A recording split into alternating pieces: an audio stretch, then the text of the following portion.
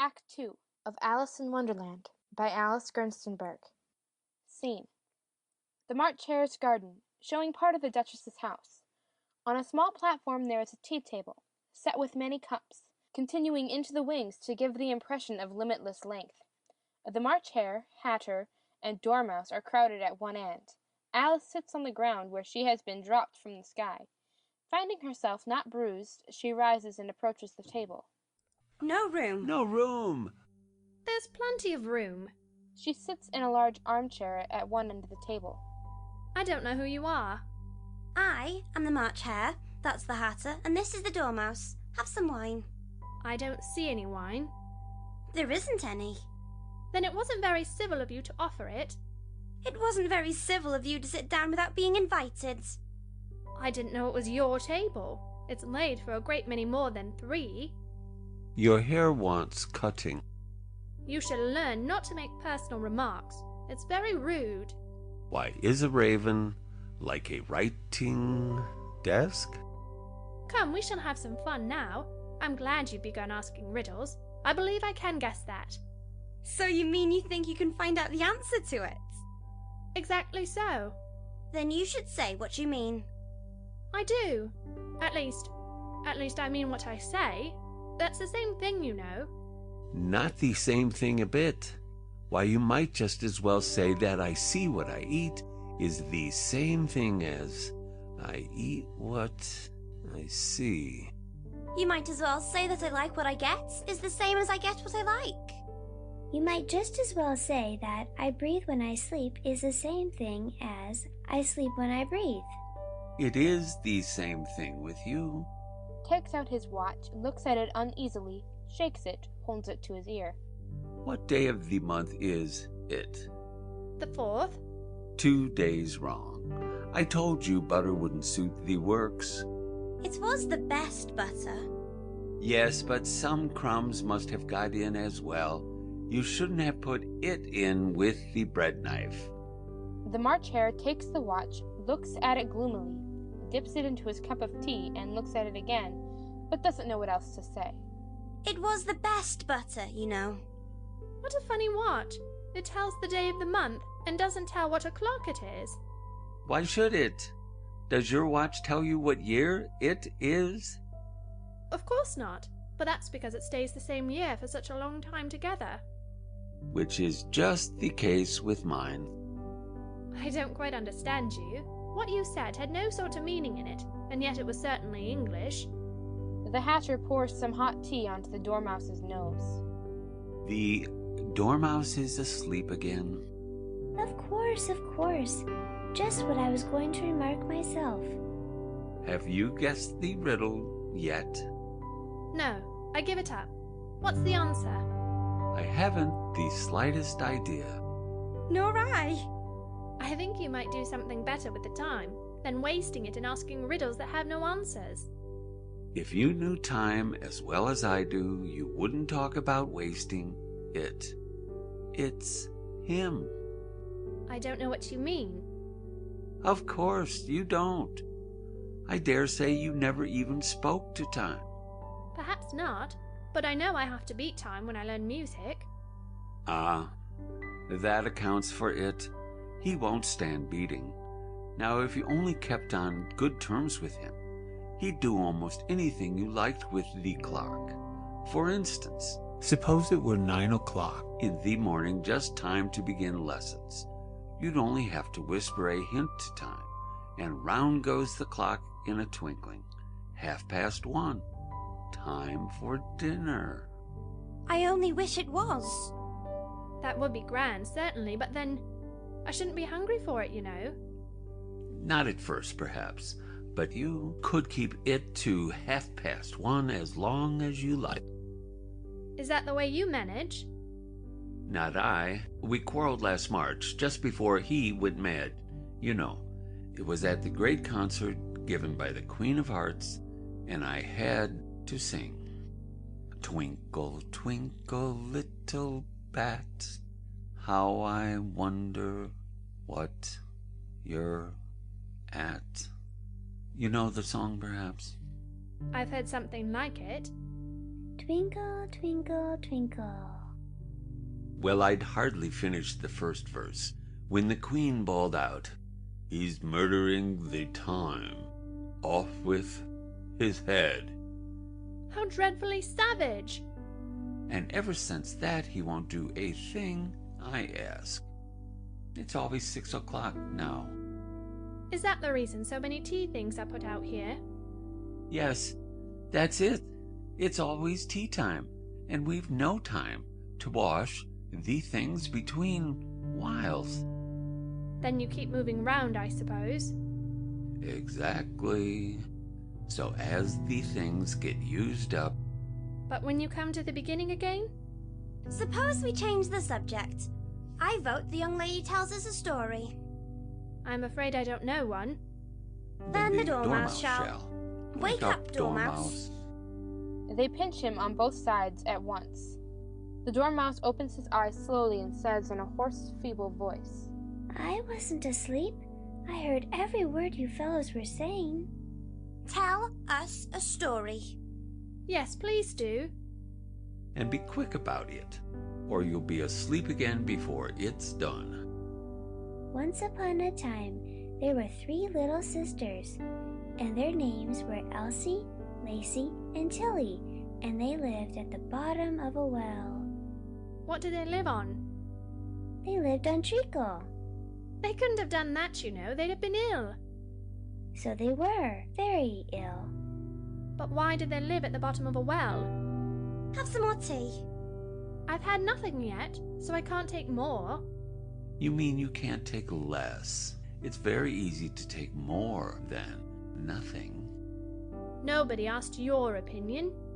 Who's making personal remarks? No. Alice helps herself to tea and bread and butter. Why did they live at the bottom of a well? The Dormouse takes a minute or two to think. It was a treacle well. There's no such thing. Shush! Shh! If you can't be civil, you'd better finish the story for yourself. No, please, go on. I won't interrupt you again. I dare say there may be one. One indeed. And so these 3 little sisters, they were learning to draw, you know. What did they draw? Treacle. I want a clean cup. Let's all move one place on. Hatcher moves on, Dormouse takes his place, March Hare takes Dormouse's place, and Alice unwittingly takes March Hare's place. I'm worse off than I was before. You've upset the milk jug into your plate. It wasn't very civil of you to sit down without being invited. Where did they draw the treacle from? You can draw water out of a water well. So I should think you could draw treacle out of a treacle well. Stupid. But they were in the well. Of course they were, well in. They were learning to draw, and they drew all manner of things. Everything that begins with an M. Why with an M? Why not? Alice is silent and confused. Hatcher pinches Dormouse to wake him up. The Dormouse wakes up with a little shriek and continues. Eek! That begins with an M, such as mousetraps, and the moon, and memory, and muchness. You know you say things are much of a muchness. Did you ever see such a thing as a drawing of a muchness? Did you? Really, now you ask me, I don't think... Then you shouldn't talk. No. Alice rises and walks away. You are very rude. It's the stupidest tea party I ever was at in all my life. The White Rabbit enters carrying a huge envelope with a seal and crown on it. No room. No room. Rabbit pays no attention to them, but goes to the house and raps loudly. A footman in livery with a round face and large eyes like a frog and powdered hair opens the door. For the Duchess! An invitation from the Queen to play croquet! From the Queen, an invitation for the Duchess to play croquet. White Rabbit bows and goes out. No room? No room. No room? No room. No room! The frog disappears into the room but leaves the door open. There is a terrible din and many saucepans fly out. She's at it again. It's perfectly disgusting. Let's move on. The platform moves off with the table, chairs, March Hare, Hatter, and Dormouse. Meanwhile, the frog has come out again and is sitting near the closed door, staring stupidly at the sky. Alice goes to the door timidly and knocks. There's no sort of use in knocking, and that for two reasons. First, because I'm on the same side of the door as you are. Secondly, because they're making such a noise inside, no one can possibly hear you. Please then, how am I to get in? There might be some sense in your knocking if we had the door between us. For instance, if you were inside, you might knock and I could let you out, you know. How am I to get in? I shall sit here till tomorrow. The door opens and a large plate skims out straight at the frog's head. It grazes his nose and breaks into pieces. The frog acts as if nothing had happened.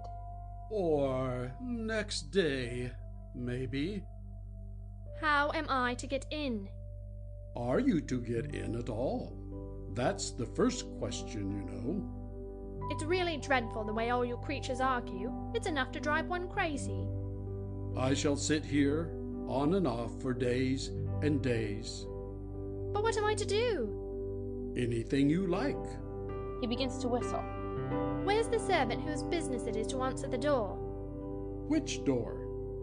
This door, of course. The frog looks at the door and rubs his thumb on it to see if the paint will come off. To answer the door? What's it been asking for? I don't know what you mean. I speaks English, doesn't I? Or are you deaf? What did it ask you? Nothing. I've been knocking at it. Shouldn't do that. Shouldn't do that. Vexes it, you know. He kicks the door.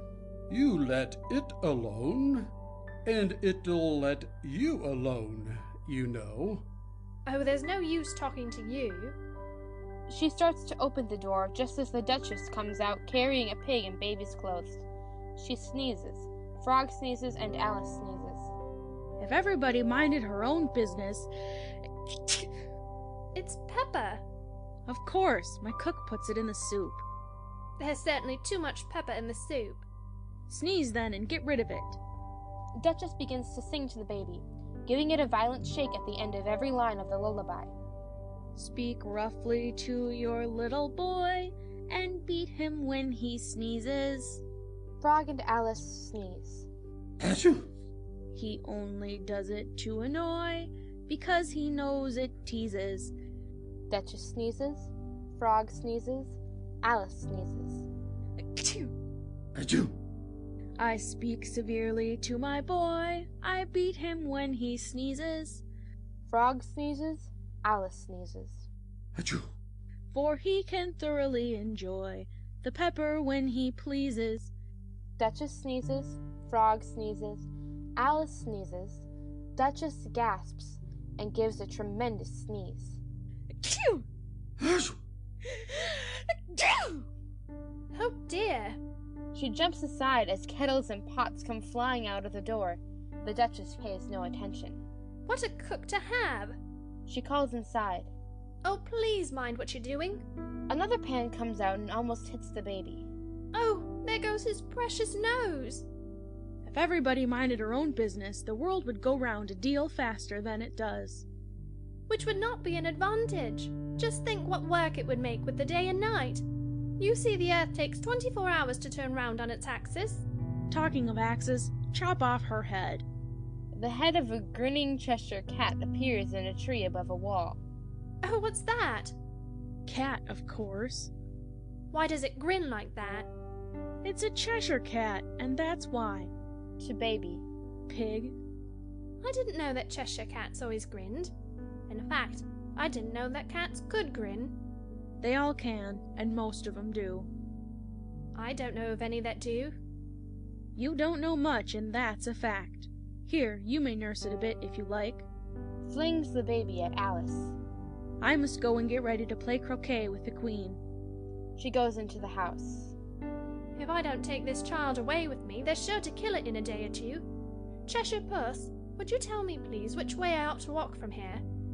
That depends a good deal on where you want to get to. I don't much care where. Then it doesn't matter which way you walk. So long as I get somewhere. Oh, you're sure to do that, if you only walk long enough. Please, will you tell me what sort of people live about here? All mad people. But I don't want to go among mad people. Oh, you can't help that. We're all mad here. I'm mad, he's dreaming now. And what do you think he's dreaming about? Alice goes to the frog to scrutinize his face. Nobody could guess that. Why, about you. And if he left off dreaming about you, where do you suppose you'd be? Where I am now, of course. Not you. You'd be nowhere. Why, you're only a sort of thing in his dream. And you're mad too. How do you know I'm mad? You must be, or you wouldn't have come here. How do you know that you're mad? To begin with, a dog's not mad. You grant that. I suppose so. Well then, you see a dog growls when it's angry, and wags its tail when it's pleased. Now I growl when I'm pleased and wag my tail when I'm angry. Therefore, I'm mad. I call it purring, not growling. Call it what you like. Do you play croquet with the Queen today? I should like it very much, but I haven't been invited yet. You'll see me there. Vanishes. Alice to the squirming baby. Oh dear, it's heavy and so ugly. Don't grunt. Oh, it's a pig. Please, Mr. Footman, take it.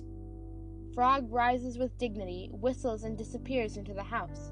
A kettle comes bounding out. Alice puts pig down and it crawls off. The cat appears again. By the by, what became of the baby?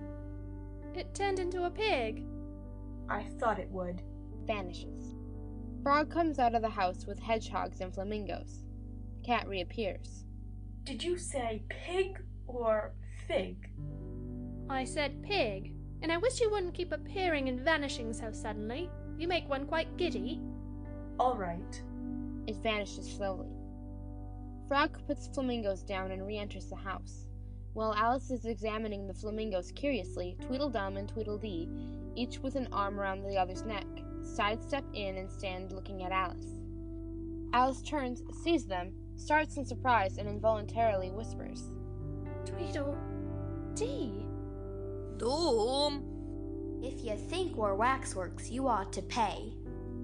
Contrariwise, if you think we're alive, you ought to speak. The first thing in the visit to say is how do you do, and shake hands. The brothers give each other a hug, then hold out the two hands that are free to shake hands with her. Alice does not like shaking hands with either of them first, for fear of hurting the other one's feelings. She takes hold of both hands at once, and they all dance around in a ring, quite naturally to music. Here we go round the mulberry bush. But would you tell me which road leads out of... What shall I repeat to her? The walrus and the carpenter is the longest. He gives his brother an affectionate hug. The sun was shining. If it's very long, would you please tell me first which road? The moon was shining sulkily. The sea was wet, as wet could be. Oh, oysters, come and walk with us, the walrus did beseech. A pleasant walk, a pleasant talk along the briny beach. The eldest oyster winked his eye and shook his heavy head. Meaning to say, he did not choose to leave the oyster bed. But 4 young oysters hurried up, and yet another 4. And thick and fast they came at last, and more, and more, and more. The walrus and the carpenter walked a mile or so. And then they rested on a rock, conveniently low. And all the little oysters stood, waiting in a row. A loaf of bread, the walrus said, is what we chiefly need. Now if you're ready, oysters dear, we can begin to feed. But not on us, the oysters cried, turning a little blue. The night is fine, the walrus said. Do you admire the view? The carpenter said nothing, but cut us another slice. I wish you were not quite so deaf. I've had to ask you twice.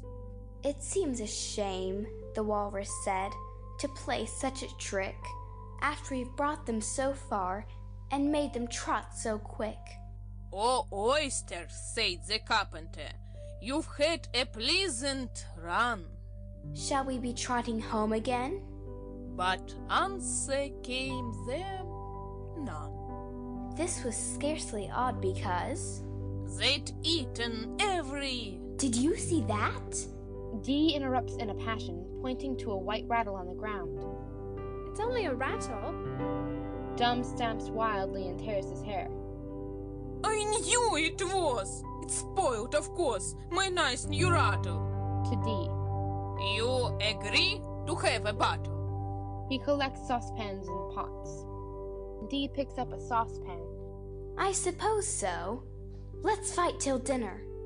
They go out hand in hand. Alice hears music. I wonder what is going to happen next. She backs downstage respectfully as the King and Queen of Hearts enter, followed by the Knave of Hearts carrying the King's crown on a crimson velvet cushion, and the White Rabbit and others. When they come opposite to Alice, they stop and look at her. The Duchess comes out of her house. Who is this? The Knave bows 3 times, smiles, and giggles. Idiot. What's your name, child? My name is Alice, so please your majesty. Off with her head! Off! Nonsense! Consider, my dear, she is only a child. Can you play croquet? Yes. Come on, then. Get to your places. Where are the mallets? Here. The frog appears with the flamingos and hedgehogs. Off with his head! No one pays her any attention. What fun. What is the fun? Why, it's all her fancy that. They never execute anyone. What does one do? Get to your places! She takes the flamingo, uses its neck as a mallet and the hedgehog as a ball. The frog doubles himself into an arch.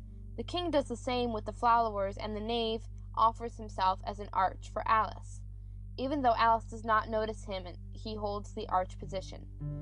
The queen shouts at intervals, Off with his head! Off with her head!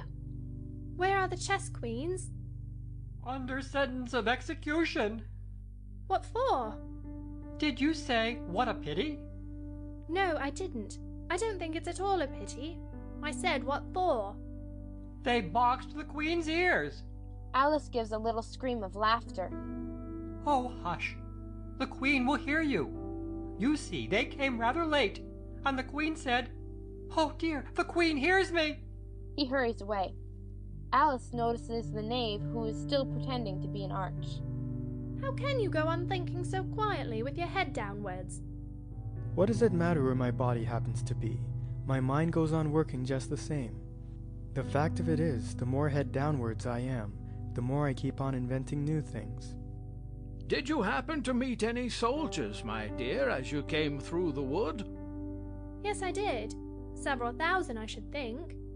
4,207. That's the exact number. They couldn't send all the horses, you know, because 2 of them are wanted in the game, and I haven't sent the 2 messengers either. What's the war about? The Red Chess King has the whole army against us, but he can't kill a man who has 13 hearts. The Duchess, Queen, Frog, and followers go out. The knave and the 5-spot, 7-spot, and 9-spot of hearts stand behind the king. Just look along the road and tell me if you can see either of my messengers. I see nobody on the road. I only wish I had such eyes to be able to see nobody, and at that distance, too. Why, it's as much as I can do to see real people by this light. I see somebody now, but he's coming so very slowly, and what curious attitudes he goes into, skipping up and down and wriggling like an eel. Not at all. Those are Anglo-Saxon attitudes. He only does them when he's happy. I must have 2 messengers, you know, to come and go. 1 to come, and 1 to go. I beg your pardon? It isn't respectable to beg. I only meant that I didn't understand. Why one to come and one to go? Don't I tell you? I must have two to fetch and carry. One to fetch and one to carry. The March Hare enters, pants for breath, waves his hands about and makes fearful faces at the king. You alarm me. I feel faint. Give me a ham sandwich. Another sandwich!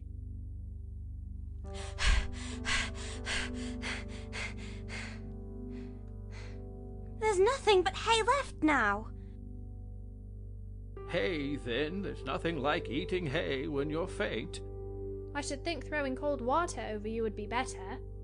I didn't say there was nothing better. I said there was nothing like it. Who did you pass on the road? Nobody. Quite right. This young lady saw him too. So of course nobody walks slower than you. I do my best. I'm sure nobody walks faster than I do. He can't do that, or else he'd have been here first. However, now you've got your breath, you may tell us what's happened in the town. I'll whisper it. Much to Alice's surprise, he shouts into the king's ear. They're at it again. Do you call that a whisper? If you do such a thing again, I'll have you buttered. It went through and through my head like an earthquake. The king and the March Hare go out, followed by the 5, 7, and 9 spots. The Duchess runs in and tucks her arm affectionately into Alice's. You can't think how glad I am to see you again, you dear old thing.